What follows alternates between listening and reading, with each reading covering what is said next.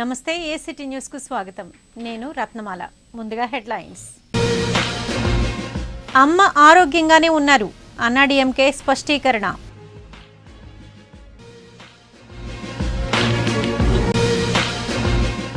Education hub గా Sabbavaram petroleum university శంకుస్థాపనలో CM.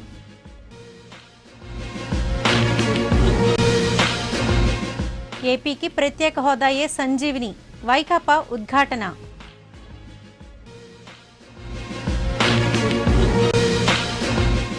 అందరికీ విలువైన విద్య డిజిటల్ క్లాసులను ప్రారంభించిన చంద్రబాబు.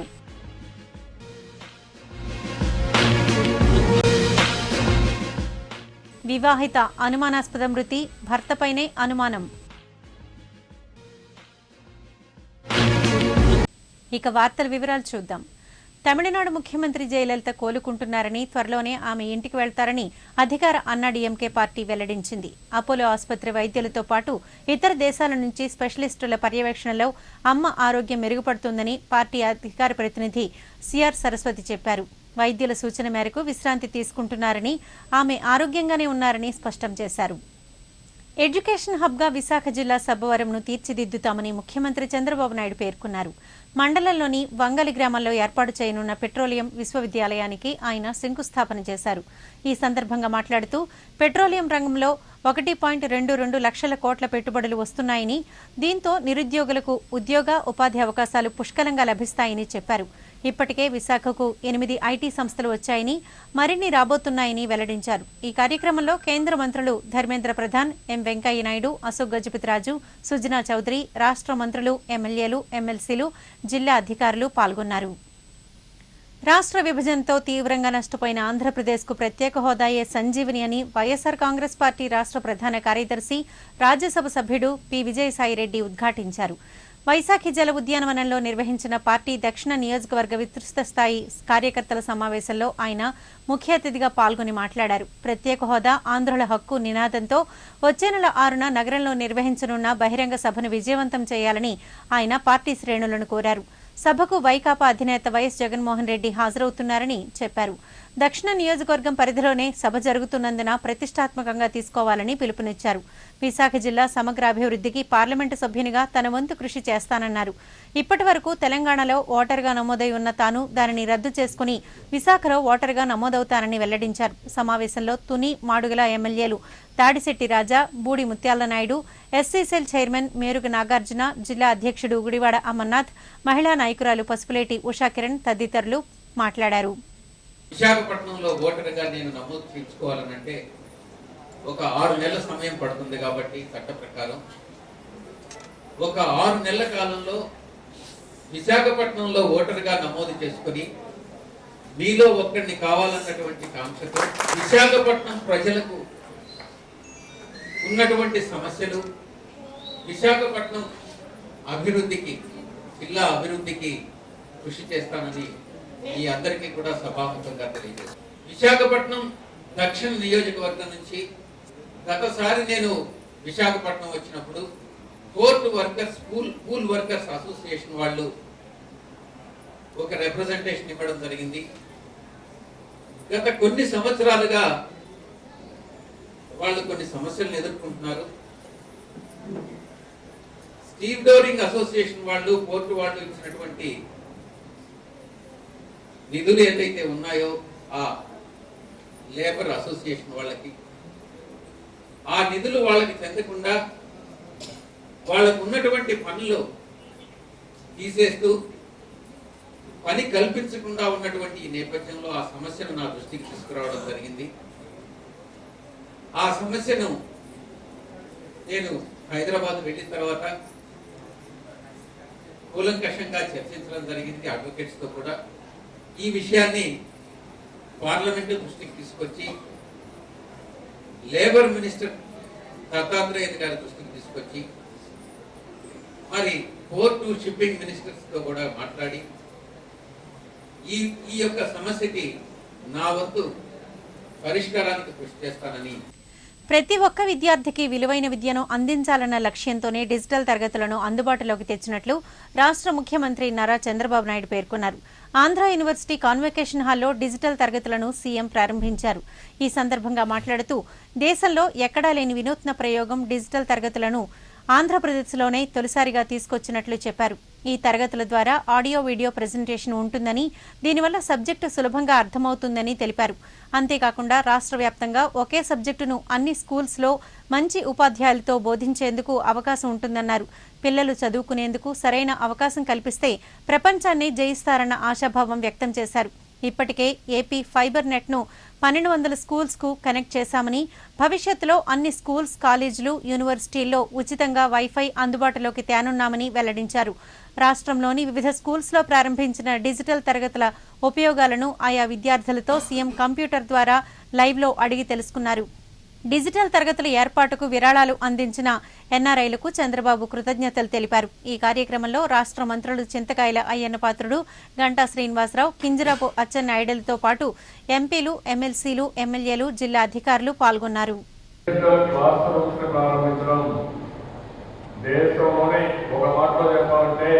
భవిష్యత్తులో ప్రపంచంలో ఎక్కడన్నా జరిగిందేమో నాకు తెలియదు, కానీ ప్రతి ఒక్క స్కూల్లో, ప్రతి ఒక్క కాలేజీలో డిజిటల్ క్లాస్ రూమ్లో పెట్టిన ఘనత ఒక్క ఆంధ్రప్రదేశ్ గవర్నమెంట్కే దక్కుతుంది. ఈ కొద్ది మంది వ్యక్తులకు సొంతం కాదు. ఈ రోజు మనం ఒకసారి చూస్తే ఈ డిజిటల్ క్లాస్ రూమ్ లో మనం ఏపీ ఫైబర్ గ్రిడ్ తీసుకొచ్చాం. ఈ ఏపీ ఫైబర్ గ్రిడ్ ద్వారా ప్రతి ఒక్క స్కూల్ కి ఫైబర్ కనెక్టివిటీ ఇస్తాం. 1200 స్కూల్స్ కనెక్ట్ చేశారు. టెక్నాలజీ భవిష్యత్తులో ఏ పని కావాలన్నా రియల్ టైమ్ లో చేసుకునే పరిస్థితి వస్తుంది. రెండవది, ఈ టెక్నాలజీ సరిగా ఉపయోగించుకుంటే అవినీతిని పూర్తిగా కంట్రోల్ చేయొచ్చు.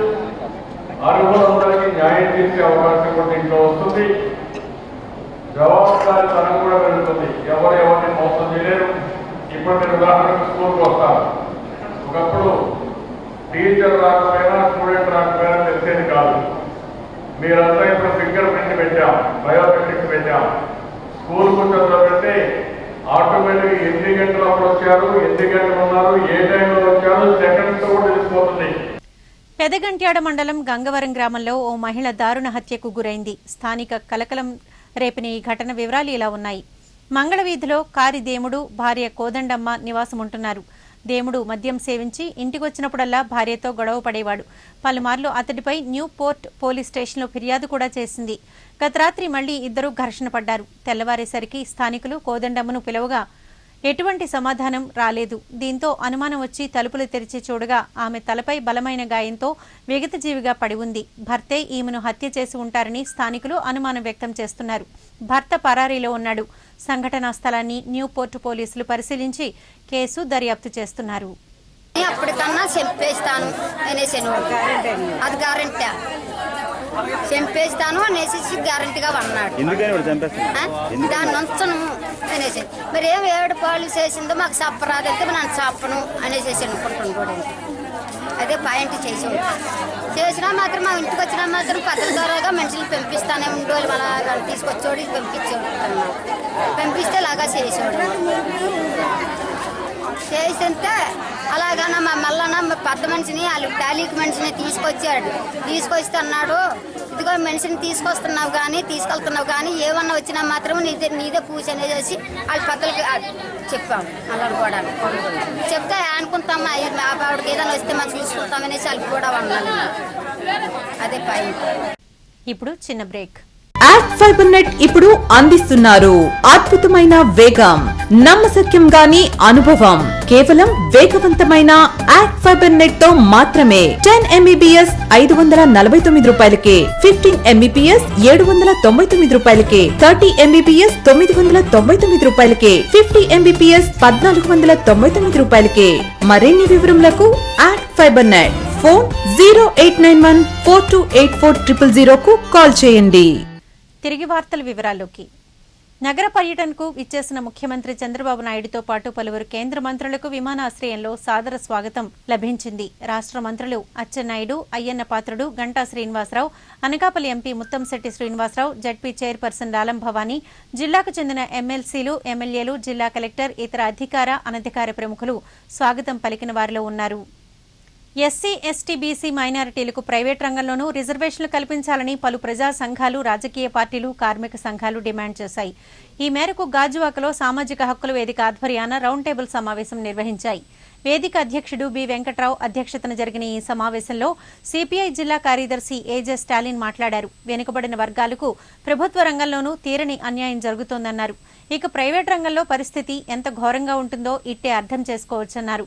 ప్రైవేటు రంగంలోనూ రిజర్వేషన్లు అమలైతేనే అణగారిన వర్గాలకు మేలు జరుగుతుందని అభిప్రాయపడ్డారు.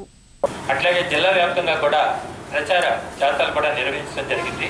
ఆ తర్వాత అనంతపురం కలెక్టరేట్ దగ్గర భారీ ఎత్తున ధర్నా చేసి ఎస్సీ, ఎస్టీ, బీసీ మైనారిటీస్కి ముఖ్యంగా ప్రైవేట్ రంగంలో రిజర్వేషన్స్ కల్పించాలని, అట్లాగే ఎస్సీ హాస్టల్స్ కానీ బీసీ హాస్టల్స్ కానీ నేషనలైజేషన్ పేరుతోటి అవన్నీ కూడా మోసేస్తున్నారు. అట్లాగే మైనారిటీ సోకుల హక్కులు కూడా హరిస్తున్నారు. అట్లాగే ముఖ్యంగా పారిశ్రామికీకరణ అంతా కూడా ఈ రోజున ఏంటంటే ప్రైవేటీకరణతో జరుగుతుంది కనుక ఈ సామాజిక వర్గాలకు కూడా దాంట్లో సముచితమైనటువంటి స్థానం ఇవ్వాలి. లేని పక్షంలో ఎస్సీ, ఎస్టీ, బీసీ మైనారిటీలకు రిజర్వేషన్స్ అనేటువంటి కేవలం కాగితాల్లో ఉంటాయి తప్ప ఆచరణలో మాత్రం కోట్ల కొద్ది మంది నిరుద్యోగులుగానే మిగిలిపోయేటువంటి పరిస్థితి ఈ ప్రస్తుత పరిస్థితుల్లో ఏర్పడుతున్నటువంటి విషయం కూడా. భారత మాజీ రాష్ట్రపతి డాక్టర్ ఏపీజే అబ్దుల్ కలాం విగ్రహాన్ని రాష్ట్ర ముఖ్యమంత్రి నారా చంద్రబాబు నాయుడు ఆవిష్కరించారు. ఆంధ్ర యూనివర్సిటీ కాన్వకేషన్ హాల్ ప్రాంగణంలో ఏర్పాటు చేసిన కలాం విగ్రహం అందరికీ స్ఫూర్తి కావాలని సీఎం వ్యాఖ్యానించారు. అనంతరం ఆయన వివిధ పాఠశాలల విద్యార్థులు ఏర్పాటు చేసిన ఎగ్జిబిషన్ను తిలకించి అభినందించారు. ఉత్తరాంధ్ర పట్టభద్రుల ఎమ్మెల్సీ బరిలోకి సీనియర్ జర్నలిస్ట్, లీడర్ దినపత్రిక సంపాదకులు వివి రమణమూర్తి దిగనున్నారు. ఈ మేరకు నగరంలోని వివిధ జర్నలిస్టుల సంఘాలు ప్రతినిధులతో స్థానిక హోటల్లో సమావేశమై అభిప్రాయాలు తీసుకున్నారు. రమణమూర్తి అభ్యర్థిత్వానికి జర్నలిస్టులు ఐక్యంగా మద్దతు తెలిపారు. ఆయన గెలుపునకు తమ వంతు పూర్తి సహాయ సహకారాలు అందిస్తామని భరోసా ఇచ్చారు. ఈ సందర్భంగా రమణమూర్తి మాట్లాడుతూ ఉత్తరాంధ్ర ప్రజలతో పాటు జర్నలిస్టుల వాయిస్ ప్రభుత్వానికి నేరుగా వినిపించేందుకు ఒక జర్నలిస్టు నాయకునిగా ఉండాల్సిన ఆవశ్యకత ఉందన్నారు. ఈ తరుణంలో ఎమ్మెల్సీగా పోటీ చేయాలన్న తన ఆలోచనను జర్నలిస్టుల ముందుంచారు. కేవలం 30,000 ఓటింగ్ మీద నడుస్తుంది అంతా కూడా. పైగానేమో ఆల్టర్నేటివ్ క్యాండిడేట్స్ లేకపోవడం. సిపిఎం ఒక క్యాండిడేట్ని పెట్టారు శరం గారు. ఆయన కూడా వ్యక్తిగత పలుకుబడి వల్ల సిపిఎం కాకుండా ఆయనకి వచ్చిన ఓటింగ్స్ వల్ల చూస్తుంటే ఆయన వ్యక్తిగతమైన పలుకుబడి వల్ల, ఆయన మీద ఉన్న గుడ్ విల్ వల్ల 2 సార్లు కూడా ఆయన అది కూడా తక్కువ ఓట్లతోటే ఆయన గెలవడం జరిగింది. విజయనగరం, శ్రీకాకుళం జిల్లాల నుంచి ఎంతమంది పోటీ చేసి ఎంత ఒత్తిడి తీసుకొచ్చి ఎంత ప్రయోజనం చేసినా సరే దీనివల్ల ఎమ్మెల్సీ ఎలక్షన్స్లో వాళ్ళు రాణించలేకపోయారు. ఎప్పుడు కూడా 13,000 ఓట్లు దాటి వెళ్ళలేదు వాళ్ళు ఎవరు. ఎందుకు వెళ్ళారంటే విజయనగరం, శ్రీకాకుళం అనేసరికి విశాఖపట్నం ఓటింగ్ సార్లు చాలా ఎక్కువ. విశాఖపట్నం 72 వార్డులు తను విస్తృతమైంది. ఓటింగ్ ఎక్కువగా ఉన్నది ఇక్కడ. ఓటింగ్ పర్సంటేజ్ పోలేదు కూడా ఇక్కడే. దీన్ని మనం విశాఖపట్నం సిటీని మనం ప్రభావితం చేయగలిగితే మనం సునాయాసంగా జర్నలిస్టు వాళ్ళందరి సహకారంతో మన గొంతు ఉత్తరాంధ్ర సమస్యల మీద మనం వినిపించవచ్చు కదా. వినిపించడానికి జర్నలిస్టులు ఎందుకు తక్కువ అవుతారు? తెలంగాణ నుంచి జర్నలిస్టులు ఎమ్మెల్సీ అయ్యారు, కోస్తాంధ్ర నుంచి అయ్యారు. అలాంటిది ఉత్తరాంధ్ర నుంచి ఇంతవరకు కూడా అది ఆరంగేటం జరగలేదు. ఆరంగేటం జరిగితే ఎట్లా ఉంటుందనే ఆలోచన మీదే ఇది వచ్చింది. భవన నిర్మాణ కార్మికుల సంక్షేమ బోర్డు నిధుల నుంచి దారి మళ్లించిన 600 కోట్ల రూపాయలను తిరిగి బోర్డుకు జమ చేయాలని ఏఐటీయూసీ అనుబంధ భవన నిర్మాణ కార్మిక సంక్షేమ సంఘం రాష్ట్ర అధ్యక్షుడు పడాల రమణ, ఉప ప్రధాన కార్యదర్శి రవీంద్రనాథ్లు డిమాండ్ చేశారు. ద్వారకానగర్ పౌర గ్రంథాలయంలో నిర్వహించిన సంఘ సమావేశంలో వారు మాట్లాడారు. చంద్రన్న బీమా పథకం గురించి ముఖ్యమంత్రి చంద్రబాబు నాయుడు గొప్పలు చెప్పుకుంటున్నారని, వాస్తవానికి ఆ పథకానికి నిధులు మాత్రం భవన నిర్మాణ కార్మికుల సంక్షేమ బోర్డుకు చెందినవని గుర్తు చేశారు. ఎన్నో పోరాటాల ఫలితంగా సాధించుకున్న సంక్షేమ బోర్డు నిధులను దారి మళ్లించడం సరికాదన్నారు. ఏఐటీయూసీ ఆవిర్భవించి ఈ నెల 31కి 96 వసంతాలు పూర్తి కావస్తోందన్నారు. ఈ నేపథ్యంలో ఆ రోజున వాడవాడల ర్యాలీలు, పతాకావిష్కరణలు చేపట్టాలని కార్మికులకు పిలుపునిచ్చారు.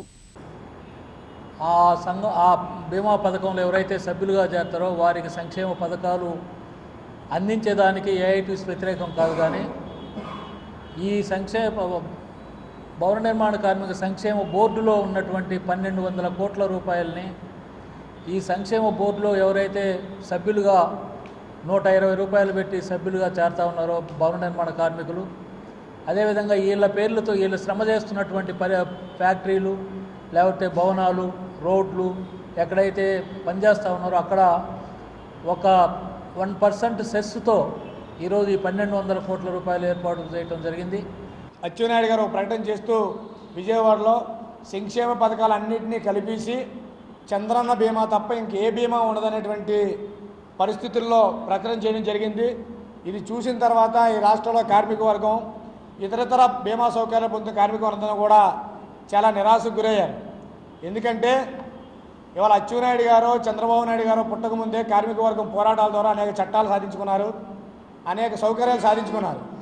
కానీ నేనే శాశ్వత మంత్రివర్గం, శాశ్వత ముఖ్యమంత్రిని, శాశ్వత ప్రభుత్వం అనే విధంగా ఇవాళ అచ్చెన్నాయుడు గారు కలలుగంటున్నట్టున్నారు. GVMC 66 ward Padmanabhapuram community hall వద్ద స్థానిక టీడీపీ నాయకురాలు పద్మ ఆధ్వర్యాన ఉచిత వైద్య శిబిరం నిర్వహించారు. సింహాచలం ప్రభుత్వ ఆరోగ్య కేంద్రం వైద్య బృందం రోగులను పరీక్షించి అవసరమైన వారికి మందులు అందజేశారు. ఈ సందర్భంగా ఆరోగ్య కేంద్రం వైద్యాధికారి డాక్టర్ జగదీశ్వరరావు మాట్లాడుతూ ప్రతి ఒక్కరూ తమ ఆరోగ్యాలను పరిరక్షించుకోవాలని సూచించారు. ప్రధానంగా డయాబెటిస్ ఉన్నవారు తగిన వ్యాయామం చేయాలని, ఆహార నియమాలను పాటించాలని అన్నారు. డయాబెటిక్స్ చాలా మంది ఉన్నారండి. కొత్తగా అంటే ఉన్నవాళ్ళు ఏమీ లేదని అనుకుంటారు, కానీ టెస్టింగ్ చేసినప్పుడు పాసింగ్ తర్వాత పోస్ట్ పాండులు ఇవన్నీ చేసినప్పుడు మనకి తెలుస్తుంది. తర్వాత ట్రీట్మెంట్ ఇవాళ ఎంతమంది ఉన్నారండి? 70 మంది వచ్చారండి. రైతుల సంక్షేమమే ప్రభుత్వ ధ్యేయమని గొప్పలు చెప్పుకునే ముఖ్యమంత్రి చంద్రబాబు నాయుడు రైతాంగ సమస్యలపై పోరాడుతున్న సిపిఎం నాయకులను పోలీసులచే అరెస్టులు చేయించడం ఎంతవరకు సమంజసమని పెందుర్తి సిపిఎం నాయకుడు అప్పలరాజు ప్రశ్నించారు.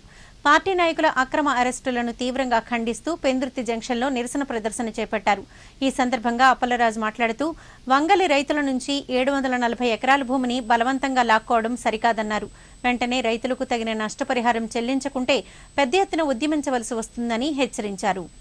ఈరోజు రైతులు మోసం చేసి ఎటువంటి నష్టపరిహారం ఇవ్వకుండా రైతుల సమస్యల పరిష్కారం చేయకుండా ఈరోజు చంద్రబాబు నాయుడు మరి శంకుస్థాపన చేస్తే రైతులు అడగడానికి రైతు సంఘ నాయకులు, సిపిఎం నాయకులు వెళ్తే వాళ్ళు దౌర్జన్యంగా, దుర్మార్గంగా, అక్రమంగా అరెస్టులు చేసి ఈరోజు మరి పోలీస్ స్టేషన్లో నిర్బంధించడం అనేది సిపిఎం పార్టీగా మేము ఖండిస్తున్నాం.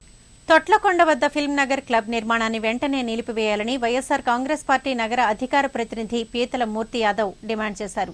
మద్దిలపాలెం పార్టీ కార్యాలయంలో ఏర్పాటు చేసిన మీడియా సమావేశంలో ఆయన మాట్లాడారు.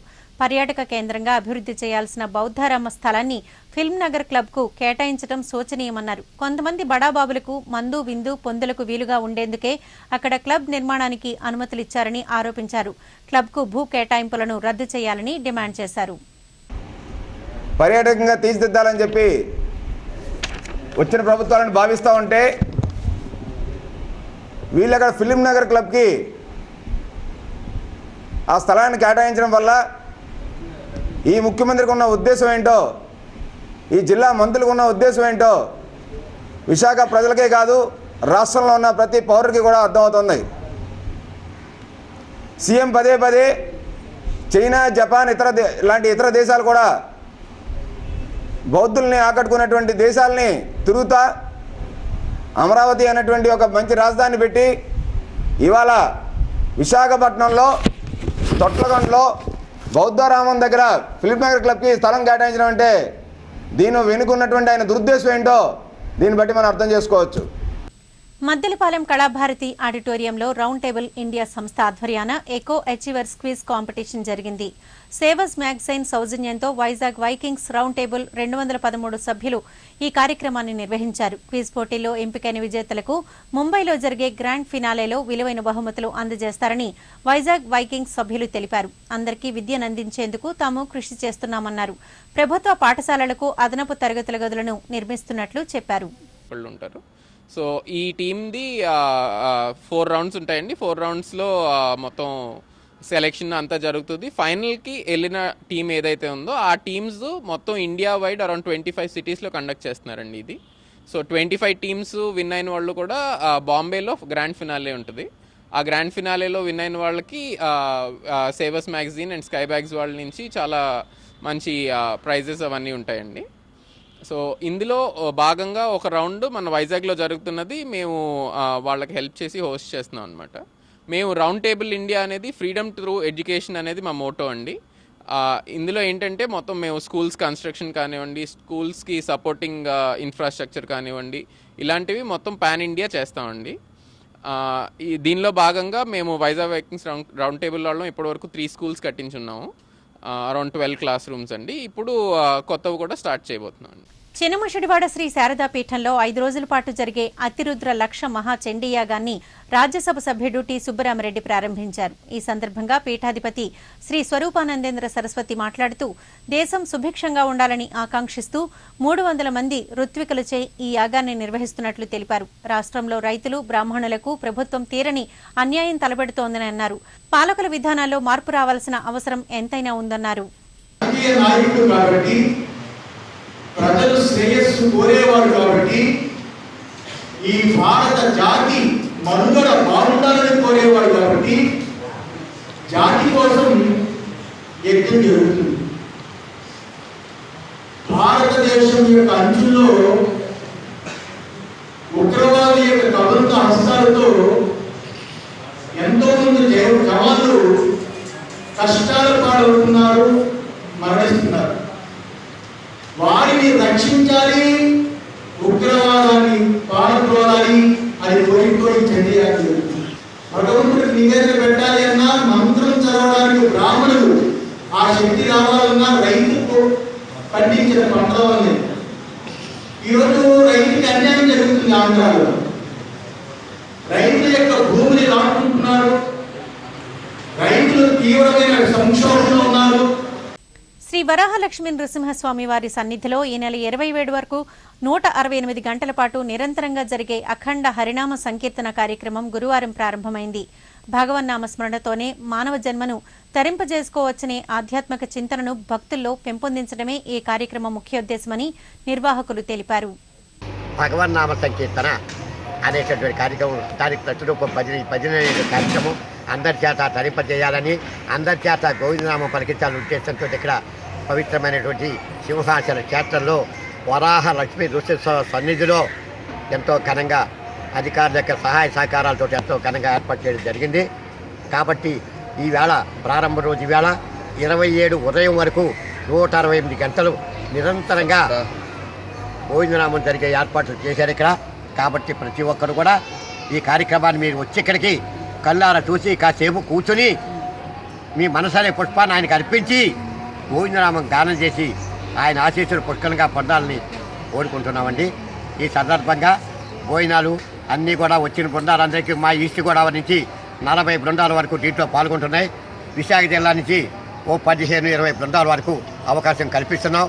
ఇంకా ఎవరైనా ఉత్సాహవంతులు వచ్చి ఈ నామం మేము కూడా చేస్తామని వచ్చినట్టయితే వాళ్ళకు కూడా కొంతవరకు అవకాశం ఇవ్వడం జరుగుతుంది. ఇక్కడ ఆంధ్రప్రదేశ్ను ఉద్యోగాల కేంద్రంగా తీర్చిదిద్దాలన్నదే ప్రభుత్వ ధ్యేయమని రాష్ట్ర ముఖ్యమంత్రి నారా చంద్రబాబు నాయుడు అన్నారు. సీతమ్మధార్లో 8 విదేశీ ఐటీ కంపెనీలను ఆయన ప్రారంభించి మాట్లాడారు. తాను ప్రారంభించిన ఐటీ కంపెనీల వల్ల 600 మంది నిరుద్యోగులకు ఉపాధి లభిస్తుందని చెప్పారు. నగరంలో 40 పరిశ్రమలు ఏర్పాటు కానున్నాయని, వాటి ద్వారా మరో 2000 మందికి ఉపాధి లభిస్తుందని పేర్కొన్నారు. రాష్ట్రంలో స్టార్టప్ కంపెనీలు పెద్ద ఎత్తున ఏర్పాటు చేయాలని లక్ష్యంగా పెట్టుకున్నట్లు తెలిపారు. క్రీడలు మానసిక ఉల్లాసానికి ఎంతగానో దోహదపడతాయని రాష్ట్ర విద్యాశాఖ మంత్రి గంటా శ్రీనివాసరావు అన్నారు. జీవీఎంసీ 5వ వార్డు పరిధిలోని నవోదయ విద్యా కేంద్రంలో జరుగుతున్న జాతీయ స్థాయి క్రికెట్ పోటీల్లో ఆయన పాల్గొని మాట్లాడారు. విద్యార్థులు విద్యతో పాటు క్రీడల్లో ప్రావీణ్యత కలిగి ఉంటే ఉన్నత శిఖరాలను అధిరోహించవచ్చని చెప్పారు. కార్యక్రమంలో భారత మహిళా క్రికెట్ జట్ కెప్టెన్ మిథాలీ రాజ్, ఇతర జట్ల ప్రతినిధులు, క్రీడాకారులు పాల్గొన్నారు. స్టేట్లో ఒక నాలెడ్జ్ స్టేట్గా, ఒక ఎడ్యుకేషన్ హబ్గా స్టూడెంట్స్తో ఒక క్వాలిటీ ఎడ్యుకేషన్ ఇవ్వాలి, ఓవరాల్గా ఒక రెస్పాన్సిబుల్ సిటిజన్స్గా పిల్లలు కావాలి అనే ఉద్దేశంతో గౌరవ ముఖ్యమంత్రి గారు 21,500 కోట్ల రూపాయలు ఎడ్యుకేషన్కి బడ్జెట్గా ఖర్చు పెడతా ఉన్నాం. స్కూల్లో నాకు అటెండెన్స్ ప్రాబ్లము లేకపోతే ఎగ్జామ్స్ మిస్ అయినా అని అలాంటి ఏం ప్రాబ్లమ్స్ లేకుండా నాకు ఫ్రీగా క్రికెట్లో కాన్సన్ట్రేట్ ఫోకస్ చేయాలని నాకు చాలామంది హెల్ప్ చేశారు. సో అలానే కోచెస్, నేను డిఫరెంట్ కోచెస్ అండర్ ట్రైన్ చేస్తున్నాను. సో ఇవన్నీ నాకు చాలా హెల్ప్ చేశాయి. బట్ అంటే ఒక 3-4 ఇయర్స్లో ఆడలేను నేను. నాకు 7 ఇయర్స్ పడ్డాయి ఒక లెవెల్ రావడానికి. సో క్రికెట్ స్టార్ట్ చేసినాగానే చాలా అవర్స్ నేను గ్రౌండ్లో స్పెండ్ చేశాను. బ్యాటింగ్ చేసి ఒక 3-4 అవర్స్ బ్యాటింగ్. తమ ప్రభుత్వం క్రీడలకు అధిక ప్రాధాన్యతనిస్తోందని ముఖ్యమంత్రి చంద్రబాబు నాయుడు చెప్పారు. పోర్టు రాజీవ్ గాంధీ ఇండోర్ స్టేడియంలో ఈ నెల 26 వరకు జరిగే జాతీయ ర్యాంకింగ్ టేబుల్ టెన్నిస్ టోర్నమెంట్ను ఆయన ప్రారంభించి మాట్లాడారు. పాఠశాలల్లో విద్యతో పాటు క్రీడలకు ప్రాధాన్యమిస్తున్నామన్నారు. విద్యార్థులకు క్రీడల్లో సరైన శిక్షణ ఇస్తే అద్భుతాలు సృష్టిస్తారని పేర్కొన్నారు. ప్రతిభ గల వారిని ఎంపిక చేసి ఒలింపిక్స్లో పాల్గొనేలా ప్రత్యేక శిక్షణ అందిస్తామన్నారు. కార్యక్రమంలో మంత్రులు అచ్చెన్నాయుడు, అయ్యన్న పాత్రుడు, గంటా శ్రీనివాసరావులు పాల్గొన్నారు.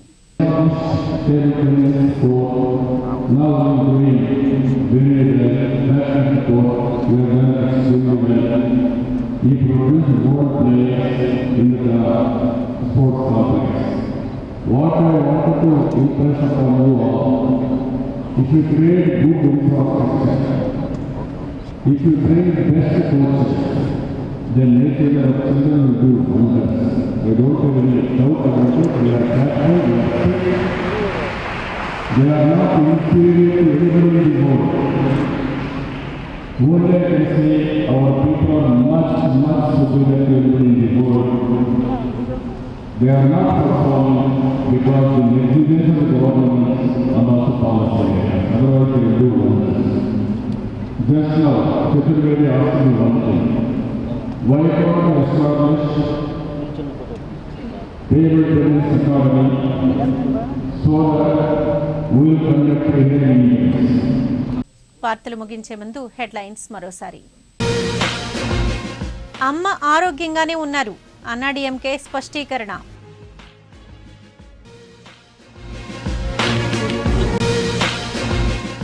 ఎడ్యుకేషన్ హబ్గా సబ్బవరం పెట్రోలియం యూనివర్సిటీ శంకుస్థాపనలో సీఎం.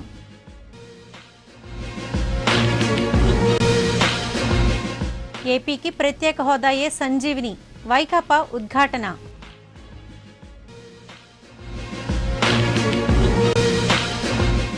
అందరికీ విలువైన విద్య, డిజిటల్ క్లాసులను ప్రారంభించిన చంద్రబాబు.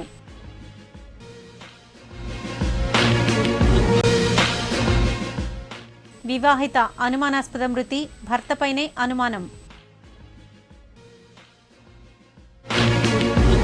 వార్తలు ఇంతటితో సమాప్తం. నమస్కారం.